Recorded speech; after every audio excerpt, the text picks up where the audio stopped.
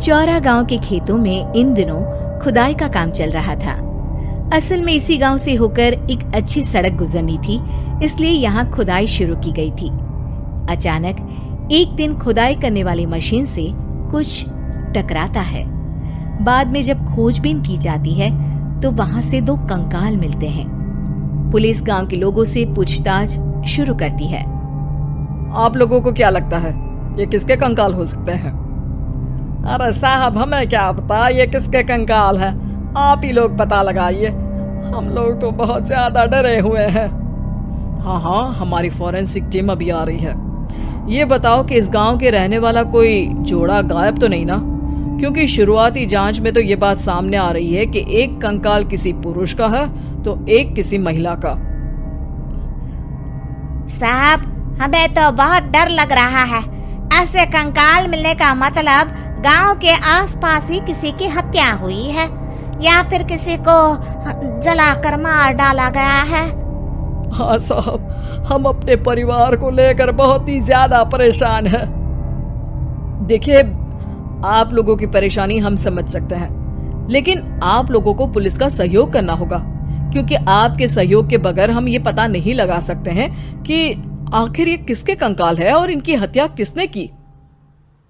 ठीक है साहब, गांव के लोग आपका पूरा सहयोग करेंगे। हाँ साहब, पूरा सहयोग करेंगे। तो फिर ठीक है, हम अपनी जांच शुरू कर देते हैं। कुछ दिन बाद जांच रिपोर्ट आ जाती है। पता चलता है कि ये कंकाल करीब 20 साल पुराने हैं, यानी 20 साल पहले किसी जोड़े की हत्या कर शव को यहाँ पर दबा दिया गया था। इंस्पेक्टर राघव, ये बताओ कि 20 साल पहले की मर्डर मिस्ट्री क्या अब सुलझ सकती है? हाँ सर, क्यों नहीं, लेकिन अब सबूत और गवाह काफी मिट गए होंगे। मुश्किल तो होगी, लेकिन शायद किसी परिवार को इंसाफ मिल सके। इंस्पेक्टर राघव, आप बिल्कुल सही कह रहे हैं। किसी परिवार को तो इंसाफ मिलेगा ही और किसी को उसके किए की सजा भी मिलेगी। जी सर, मैंने तो जांच शुरू भी कर दी है। 20 साल पहले इस गांव के 2 जोड़े अचानक कहीं गायब हो गए थे।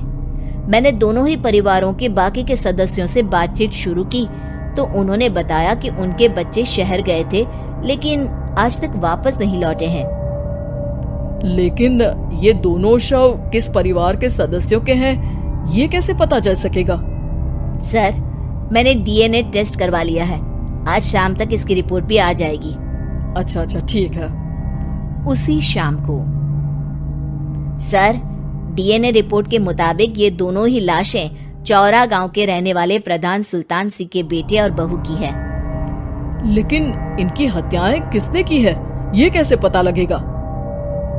इसी का तो पता लगाने की कोशिश में जुटा हूँ सर। आज सुल्तान सिंह से मिलने भी जा रहा हूँ। मेरा बेटा और बहू तो मेरे लिए सिर्फ यादों में ही रह गए थे, हमें उनकी लाशें तक नहीं मिल सकी थी। आज 20 साल बाद उनके कंकाल मिले हैं। मैं अब किसके लिए जीऊं?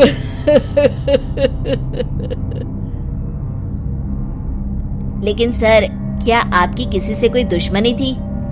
अपने बेटे बहू की हत्या के लिए आप किसे जिम्मेदार मान रहे हैं? अब मैं किसका नाम बोलूं?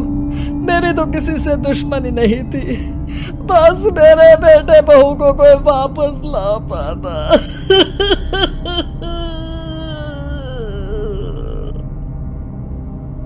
इसके बाद सुल्तान सिंह फूट फूट कर रोना शुरू कर देते हैं। सर, अब आप इनका अंतिम संस्कार करवा सकते हैं। कम से कम इनका शरीर ना सही, इनका कंकाल तो आपको मिला है। लेकिन हाँ, अगर आपको कुछ भी याद आए तो जरूर बताइएगा। मेरी तो बेटा अब उम्र हो गई है, लेकिन मेरे बेटे और बहू के हत्यारों का जरूर पता लगाइएगा, क्योंकि जब तक हत्यारे पकड़े नहीं जाएंगे मेरा मन नहीं मानेगा। सर, हमारी पूरी कोशिश रहेगी हत्यारे को पकड़ने की। लेकिन एक बात बताइए, उस वक्त आपको किस पर शक गया था? उस वक्त मेरे एक ड्राइवर को पकड़ा गया था, लेकिन सबूतों के अभाव में उसे छोड़ दिया गया था। अच्छा, और ड्राइवर पर कैसे शक हुआ था? क्योंकि उस दिन ड्राइवर छुट्टी पर था। उस समय लेकिन लाश क्यों नहीं मिल सकी थी? उस वक्त पुलिस ने बहुत कोशिश की थी, लेकिन दोनों की डेड बॉडी नहीं मिल सकी थी। ठीक है, हमारी तफ्तीश चल रही है, मैं फिर आऊंगा। इसके बाद इंस्पेक्टर वहां से चला जाता है और सुल्तान सिंह अपने बेटे और बहू की याद में खो जाते हैं। कुछ दिन बाद सुल्तान सर, एक बात बताइए, जब आपके बेटे बहू की हत्या हुई थी, उसी के आसपास आपके ही गांव का रहने वाला एक और जोड़ा उसी वक्त गायब हो गया था ना? हाँ सर, अलका और अभिषेक, वो भी मेरे बच्चों जैसे ही थे। तो फिर वो कहाँ है? उनका भी आज तक पता नहीं चल सका, लेकिन बताते हैं कि कुछ साल पहले अभिषेक को गांव के ही किसी आदमी ने मुंबई में देखा था, लेकिन फिर वो गायब हो गया। यानी अभिषेक और अलका की हत्या नहीं हुई थी, बल्कि उन्होंने किसी वजह से खुद ही गांव छोड़ दिया था। हाँ, हो सकता है, क्योंकि अभिषेक मेरे बेटे संतोष का अच्छा दोस्त था और उसका मेरे घर भी आना जाना लगा रहता था। हो सकता है कि उसने मेरे बेटे और बहू के बारे में सुन लिया हो और ये गांव छोड़ दिया हो सकता है। उनके परिवार का कोई अब नहीं रहता क्या इस गांव में? अब तो कोई नहीं रहता। एक चाचा थे, लेकिन उन्होंने भी अपना पुश्तैनी मकान बेच दिया है। वो भी अब कहीं शहर में ही बस गए हैं। ओह, अभिषेक और अलका के बारे में भी पता लगाना होगा। हो सकता है कि वही इस हत्या के बारे में कुछ बता सके। हो तो सकता है, लेकिन वो बेचारे तो खुद ही वक्त के मारे थे, वो क्या बताएंगे। फिर भी सर, जब केस दोबारा खुला है तो जांच तो करनी ही पड़ेगी, और इस बार तो लाशें भी बरामद हुई है। कुछ दिन तक लगातार तफ्तीश चलती रही। एक दिन थाने से सुल्तान सिंह को फोन आता है। हाँ, कौन बोल रहा है? सर, मैं कांस्टेबल तुलाराम बोल रहा हूँ थाने से। आपको थाने आना पड़ेगा। थाने? लेकिन क्यों? सर, किसी की पहचान करवानी है। अच्छा ठीक है, मैं दोपहर तक पहुंचता हूँ। सुल्तान सिंह दोपहर में थाने पहुंचता है। कई पुलिस के अधिकारी वहां मौजूद रहते हैं। सर, आपके बेटे की हत्या का रहस्य आज शायद सुलझ जाए। अच्छा इंस्पेक्टर राघव, पर वो कैसे? सर, उस आदमी को देखिए, क्या वही अभिषेक है? सुल्तान सिंह की आंखों में हैरानी से आंसू आ जाते हैं। हाँ सर, यही अभिषेक है। ये आपको कहाँ से मिला?